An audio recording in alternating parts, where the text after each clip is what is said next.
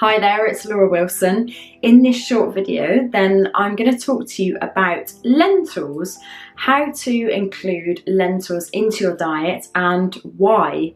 Well, quite simply, there are a lot of benefits to eating lentils and pulses and legumes. Let's focus today in this video on lentils though, and I'll probably do another video on beans and pulses and whole grains and things. But why lentils? What's so good about them? Well, number one, they are amazingly affordable. They're very, very cheap. So, for example, this 3 kilograms of organic green lentils, this cost about £12. I ordered online, so you can order in bulk online wherever you live. Amazon stocks them. So I bought through Amazon, but this company is called Buy Whole Foods Online in the UK. So this was about £12. Now 3 kilograms, if you were to have 50 grams of lentils per meal, then what's that? 50, 100 grams. So you're looking at like 60 meals for this, for £12. If you were to, have this every day, or if you're just to eat this on your own. So they're very affordable.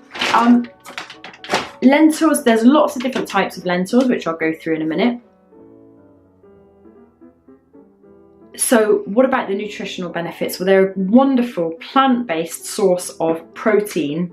People always ask me, on an alkaline diet, on a plant-based diet, on a vegan diet, where do you get your protein? Well, a wonderful source is lentils. Lentils are not only full of plant protein, but they are very rich in fibre, rich in vitamins, minerals as well. So they're a wonderful addition to a diet, especially if you're trying to lose weight, because lentils really fill you up and they're really easy to cook and delicious and warming. So if you live in a cold country like I do, so I'm in the UK, and even now here it's approaching summertime and it's still a bit chilly. There's nothing nicer than eating a nice warming hearty meal. And indeed my book, The Alkaline 5 Diet, there's a whole meal dedicated to a hearty cooked fibre meal, which is that meal that's just going to warm you up and fill you up and is really tasty and delicious. So those are the main benefits: affordability, nutritional value, but also they are pretty easy to cook. There's misconceptions about lentils. People think, oh, they take forever to cook.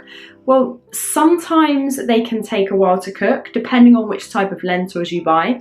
But other types and other ways of cooking than traditional, just kind of boiling them, will enable you to cook your lentils quicker. So let's look at the different types and the different ways you can cook them. So first off, let's go with the standard red lentil. So this is a very, very common, it's probably one of the most popular lentils. Now this red lentil is the quickest cooking, I think. You can cook these, even if you boil them on the stove, you'll be able to cook these in about 15 minutes. Now, I've got an Instant Pot pressure cooker, which I'll show you. So this over here, this gadget in the corner, that's my Instant Pot. And it's a slow cooker, but it's a pressure cooker also. When you cook lentils in a pressure cooker, it reduces the time by pretty much half. So once the Instant Pot has reached high pressure, lentils will cook in about 6 minutes, red lentils. Now these are split lentils. If you actually, let's get a couple of them out.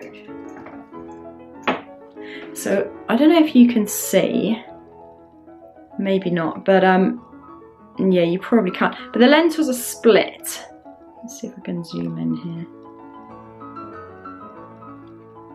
Yeah, so the lentils are split in half, which means that that's going to reduce greatly the cooking time. So they're washed and polished. And they're split, so that reduces the cooking time immensely.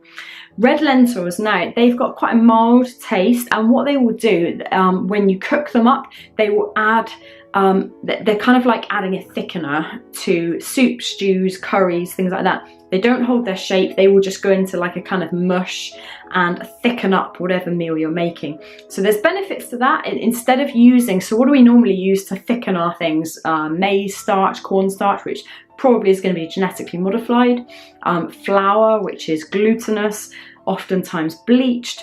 So instead of using things like that, use lentils. Adds protein, adds fibre. Yeah, they're cheap. Organic lentils are really cheap, non-GMO. So yeah, so that's the beauty and benefit of red lentils. Nutritious, quick cooking, and kind of act as a thickener in your meals. So let's look at our next lentil. So we've got here the ones I originally showed you, organic green lentils. Now these are probably the most, well, I think these and the red lentils are probably the most standard, you know, most common lentils. Unlike red lentils, as long as you don't cook these for too long, these will actually retain their shape. They're bigger. These are, I think they're hulled, so they're still relatively quick cooking. In a pressure cooker, these will cook in about 15 minutes. But they've got a slightly earthier, nuttier taste than the red lentils. And generally they'll retain their shape. If you overcook them, they will go into a bit of a mush, but yeah, they will retain their shape. Next lentil is, these are kind of like probably the supreme lentils of the bunch. These are green French pie or puy lentils. So let's have a look at these. Now these are dark greeny in colour and generally have a kind of bluey black speckled nature to them. So let's just see if the camera focuses in. Hold on. Yeah, so these are smaller lentils. They retain their shape more. So when you cook them, they will definitely retain their shape. So these are great for adding into salads. Great for stews and curries and things as well. But just bear in mind they retain their shape. So if you're looking for something to thicken up the dish that you're making, these probably aren't the best ones because they just add, you know, it's like adding beans. They just maintain their shape. They've got a lovely, again, earthy, nutty taste. They are the most nutritious lentils going. Yeah, best ones. They're kind of like, they have been called the caviar of the lentil family. And they're slightly more expensive. So 3 kilograms of these lentils, which I mean, I always buy my lentils and pulses in 3 kilograms. It just makes sense because, you know, it's not as if I'm going to be storing them endlessly. They do get used up within a matter of months. So, and I'll come on to storage in a minute.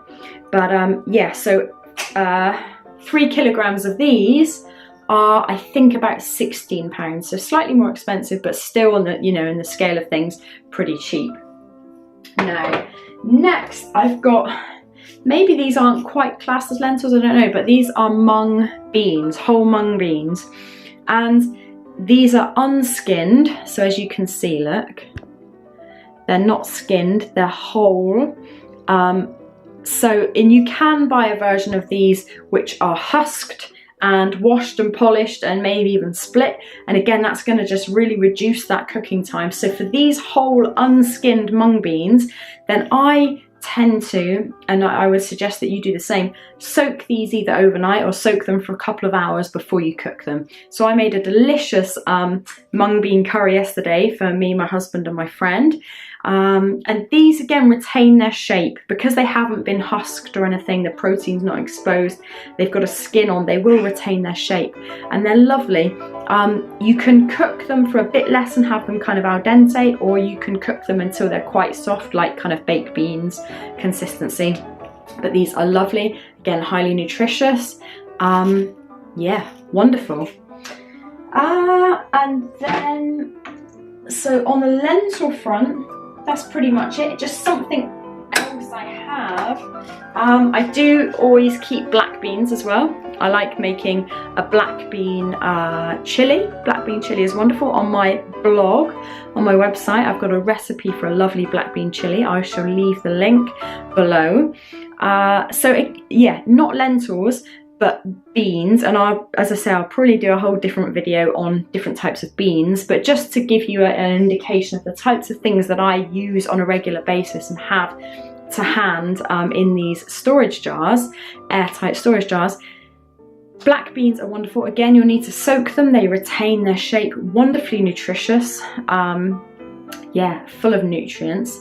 So these are the types of proteins that you want to be eating on a plant-based diet. So let's talk next about storage.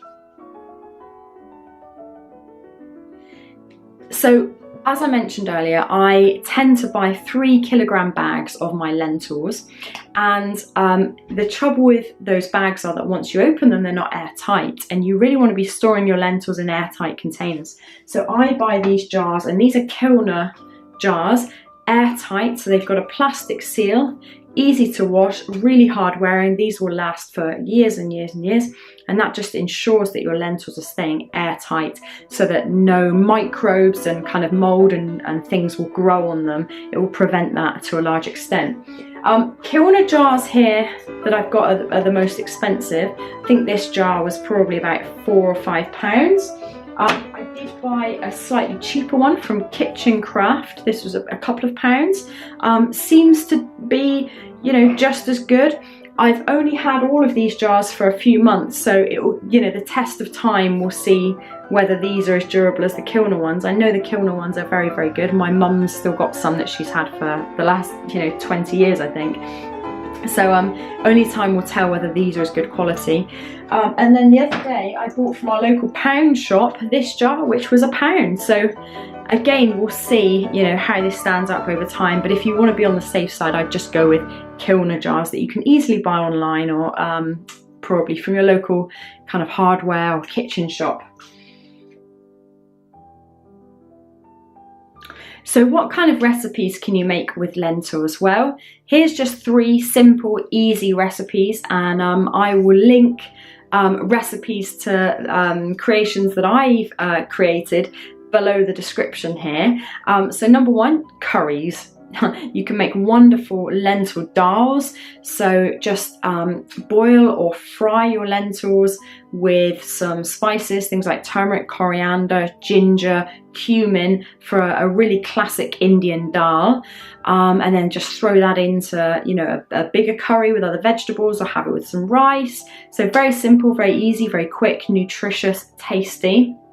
So, or many other types of curries if you want to make a masala or a tandoori curry or a bolti, or just throw some lentils into any of these. I add lentils sometimes to my Thai curries as well as Indian curries. So yeah, knock yourself out, experiment, and add lentils as a great thickener and vegan protein source in your curries. Number 2 is a black bean chili that I mentioned earlier. I'll leave the link below. And number 3, lentil salads.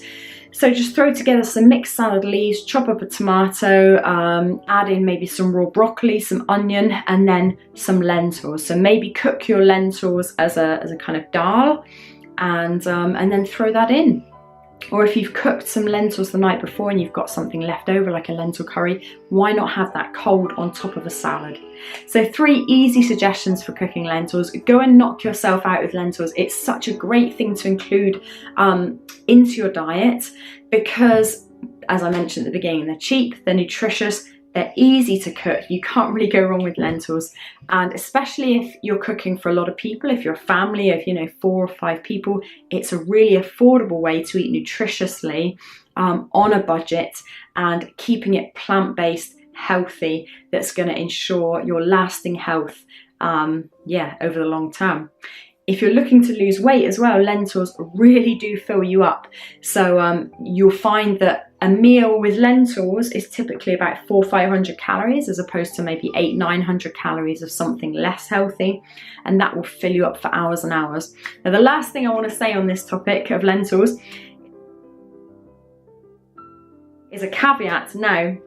Because lentils are slow to digest, they're full of protein, they're full of fibre, they are harder to digest than things like fruits, regular vegetables, and certainly what else? Yeah, so just straight carbohydrate based foods. So what you don't want to do is have a big lentil meal, and I made the mistake of doing this the other day, a big lentil meal and then eating some fruit, say, on top of that. I had some dates on top of lentils and I had bloating and gas. So you just want to be careful about that. You know, people make jokes about beans and lentils and, you know, causing gas and things. If you eat it in the wrong combination, as in having simple digesting foods like carbohydrates after your lentil protein meal, then you will have digestion problems. But if you make sure you eat your fruits and things first, and then so if you can aim to have your lentil meal as the last thing you have, or certainly nothing after that meal for a good 3-4 hours afterwards, then you'll be good to go and you'll be fine.